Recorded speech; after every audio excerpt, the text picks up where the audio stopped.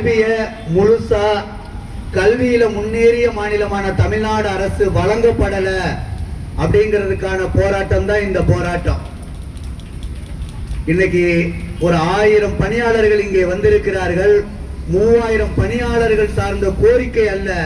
தமிழ்நாட்டில் மாற்றுத்திறன் மாணவர்களின் கல்வி முற்றிலுமாக முடக்கப்பட்டு நலிந்தோராக எளியோராக இருப்பதனால அவங்க கல்வியை இந்த அரசு கடந்த அரசுகள் கண்டுகொள்ளல அப்படிங்கிறதுக்கான போராட்டம் தான் இந்த போராட்டம். இந்த போராட்டத்தின் வாயிலாக தமிழ்நாடு அரசுக்கு நாங்கள் வேண்டுகோள் விடுப்பது என்னவென்றால், இந்த அரசு வந்ததற்கு பின்னால புதிய அரசு இவங்களுக்கு வாய்ப்பு வழங்கணும், கால அவகாசம் வழங்கணும் அப்படி என்று இருந்தாலும் தமிழக பள்ளிக்கல்வித்துறை அதிகாரிகளுக்கு கடந்த 6 முறை மின்னஞ்சல் வழியாக எங்களை அழைத்து பேசுங்கள், தொழிலாளர் வைப்பு நிதியை எப்போது கொடுப்பீங்க, பணி நிரந்தரத்திற்கு என்ன செய்றீங்க அப்படிங்கிற நாங்க வேண்டுகோள் விடுத்து 6 முறை மின்னஞ்சல் வழியாக அவர்களுக்கு மின்னஞ்சல் செய்தும் ஒரு முறை கூட பதிலளிக்கவில்லை. அதனாலதான் இந்த போராட்டம் இன்று நடக்குது. மாண்புமிகு தமிழ்நாடு முதலமைச்சர் அவர்கள் ஒரு மின்னஞ்சல் வெளியிட்டாங்க. அந்த மின்னஞ்சல்ல 3 முறை எங்களை அழைத்து பேசுங்கள், எங்களை ஒரு முறை சந்தியுங்கள், எங்கள் கோரிக்கை எங்கள் நியாயமான கோரிக்கைகளை நீங்கள் சந்தித்து கேட்கப்படணும் மின்னஞ்சல் செய்தோம். மின்னஞ்சல் விளம்பரம் வந்ததை ஒழிய அதற்காக எங்களை அழைத்து பேசுவதற்கான வாய்ப்பு வழங்கப்படல. அதே போல தொடர்ந்து பொதுவெளியில நாங்க போராட்டம் செய்ய போறோம் அப்படின்னு சொல்லி மாண்புமிகு பள்ளிக்கல்வித்துறை அமைச்சர் அவர்களை எங்கள் நிர்வாகிகள் 5 முறை சந்தித்தார்கள். கடந்த அரசு அத்தனையும் சுரண்டி விட்டு சென்றது. கல்லாவில் நிதியே இல்ல. ஆனா இன்றைக்கு அரசு நடக்காம இருக்கிறதா? இன்றைக்கு அரசு நலத்திட்டங்கள் எதுவும் செய்யாமல் இருக்கின்றதா?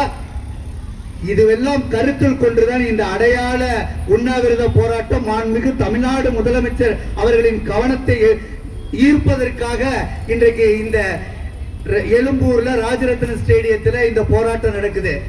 இந்த அரசுக்கு நாங்கள் வேண்டுகோள் விடுப்பது என்னவென்றால், இது அடையாள போராட்டம் தான். இந்த போராட்டத்தில் இங்க இருக்கிற எங்க மகளிர்கள் மிக சிரமத்தோடு கன்னியாகுமரியில இருந்தும் திருநெல்வேலியில இருந்தும் திருச்சியில இருந்தும் கடலூரில் இருந்தும் இங்கே ஒன்று திரண்டு இருக்கின்றார்கள். எங்கள் கோரிக்கை உடனடியாக நிறைவேற்றப்படவிட்டால் செப்டம்பர் மாதம் முதல் எங்களுடைய உணர்ச்சி பூர்வ 100 பணியாளர்களை முன்னிறுத்தி டிபிஐ வளாகத்தில் சாகும் வரை போராட்டம் நடத்துவதற்கு நாங்கள் தயாராக இருக்கின்றோம் என்பதை இந்த நேரத்தில் பதிவு செய்து கொள்கின்றோம். இது ஏதோ நேற்று இன்று நடக்கக்கூடிய போராட்டம் அல்ல.